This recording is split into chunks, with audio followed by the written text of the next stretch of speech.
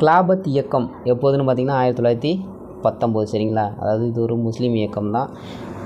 முதல் உலகப் போரில் ஜெர்மனி மற்றும் துருக்கி நாடுகள் தோல்வியடைந்தன சரிங்களா. துருக்கி நாடுகளும் ஜெர்மன் நாடும் தோற்றுருவாங்க. ஜெர்மனி அதாவது பிரிட்டன், ஃப்ரான்ஸ்லாம் ஜெயிச்சிருவாங்க சரிங்களா.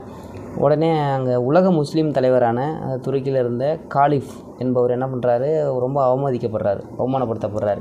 இதற்கு எதிராக என்ன பண்ணுறாங்கன்னா, முஸ்லீம்கள்லாம் ஏதாவது பழி வாங்கி தீரணும் அப்படிங்கிறதுக்காக ஆங்கில அரசுக்கு எதிராக ஆரம்பிக்கப்பட்டது தான் இந்த கிலாபத் இயக்கம் சரிங்களா.